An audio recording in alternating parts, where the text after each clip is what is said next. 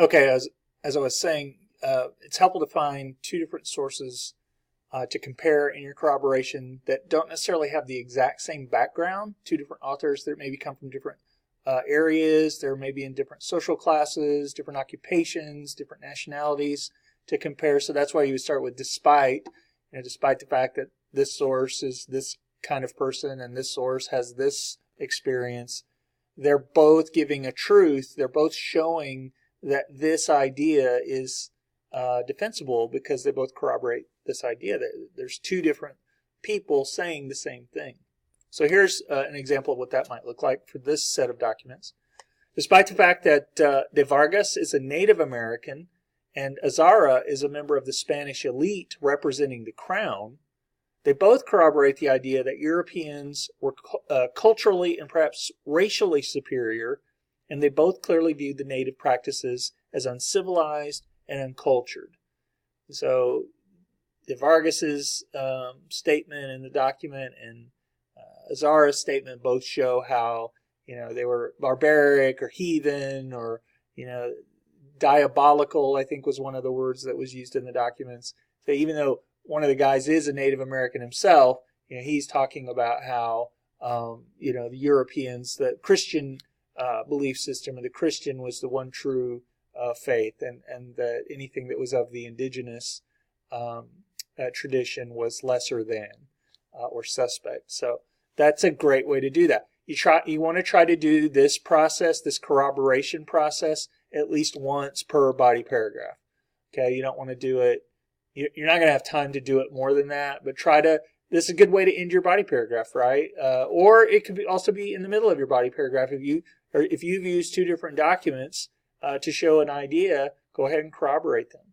Okay, so this is our best hope for analysis and reasoning based on how the graders represented what they gave credit for last year. So make sure you try to incorporate that. Okay, finally, we're going to talk about sourcing of the documents. And this is kind of the highest level thinking that you can do on a DBQ because you're really having to play historical, psychologist here with regard to the documents and the sources.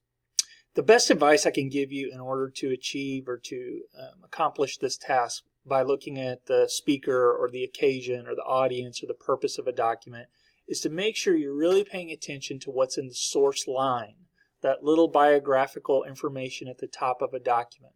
That's generally where you're going to find the clue that you need to help you do this skill.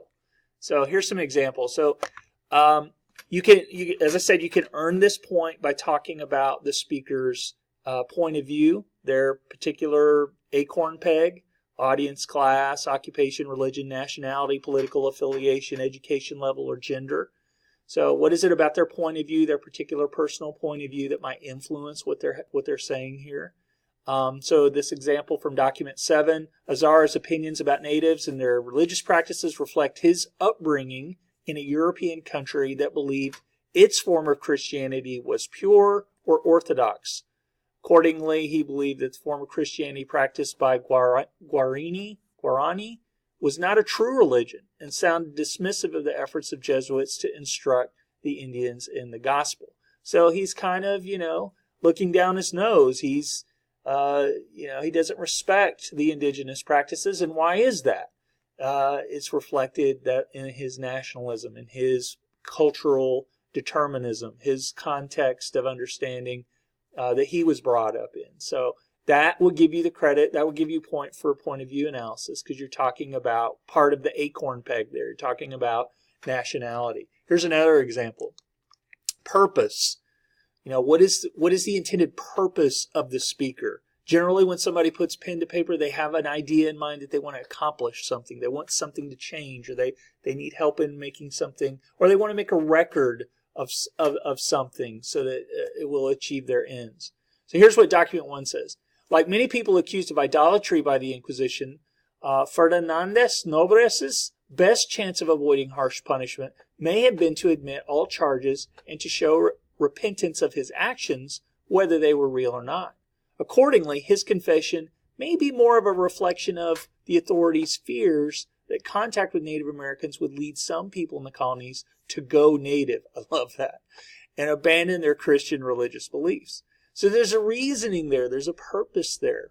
And this writer does a really good job of peeling away what's really, what's really in it for him, or what's the reason why he's doing what he's doing. So that would get you the point. Or you could do audience. Who is the speaker talking to? And generally, whoever the speaker is talking to has the power to affect the change the speaker wants. So your audience oftentimes will change, and this kind of dovetails nicely with purpose as well. But the audience will generally change what the speaker is saying, the tone of what they're saying, or the messaging, or how they're speaking to people. If you have a different audience, you may have different ways of communicating messages to them. So Ayala's chronicle was intended for the King of Spain and most likely other members of the political elites in Spain and in South America. The chronicle's purpose explains why Poma de Ayala wanted to show how the introduction of Christianity merely reframed and refined rather than abolished native cultural traditions. Okay, so who's he writing to? He's writing to the King of Spain. And I even like how he or she includes the purpose. So it's being very overt, the chronicle's purpose. And so if you're a reader and you see that, you're going to be like, oh, well, let me pay attention, because maybe what follows might earn them the credit. So talk about audience. You could bring in audience. You could bring in historical context. Whatever you're going to use to achieve this point, make sure it's apparent and obvious to the reader.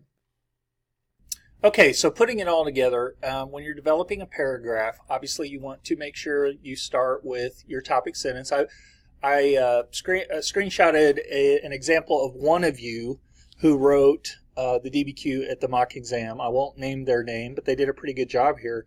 So I wanted to use this to illustrate and show you how everything kind of fits together.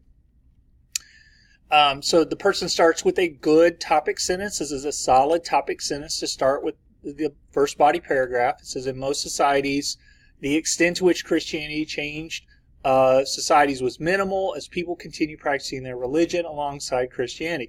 So obviously this paragraph, the main idea here is that there really wasn't a lot of change, and they used some good evidence, documents 1, 3, and 4, to illustrate that.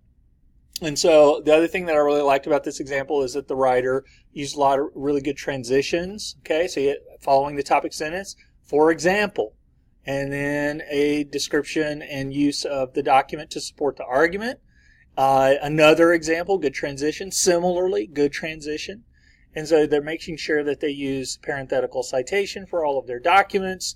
They're incorporating some SOAP when it's appropriate. One should notice how he's a man of mixed European and Amerindian ancestry, so maybe in order to fit with his Brazilian society, he would have said that he participated in their culture. So really good, really nice job. So make sure that when you're putting all of it together that you follow this kind of process where you're establishing what the main idea of your paragraph is in the topic sentence, using multiple documents, wherever you can, bring in some. So you need to have, I should have said this earlier, you need to have about 3 to 4 SOAP attempts in your essay in order to get that point.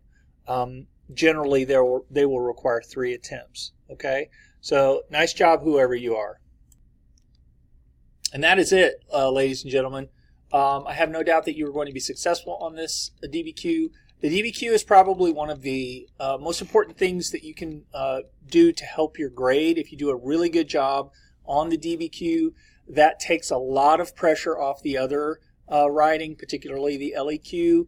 If you do a solid job on your multiple choice and your DBQ, you're going to be in the 4 to 5 range, regardless if you don't get all of the SAQs or your LEQ is lackluster, okay? And the DBQ, as I've said this year, is something that you don't have to know a lot of historical information to be successful on. If you understand the skills and the ways that you can analyze documents and how you can put things together, a lot of the information, a lot of the evidence is given to you in the form of the documents. So if you nail the DBQ, it's not like you're going to be, or at least do as many of the rubric points as you possibly can.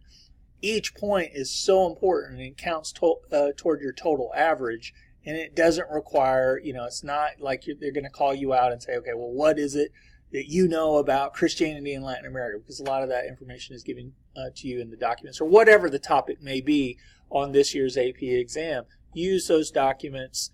Make sure that you're looking at the rubric points. It'll be printed for you on the exam page, and just check them off. Make sure you're doing outside evidence a couple times. You've got 3 SOAPs. Your thesis nails it. You're answering the question. You've got a couple of corroborations. Okay, so each point you get on this essay is so critical and so important. Trust yourself. You know what you're doing. Show what you've learned. You're going to be great.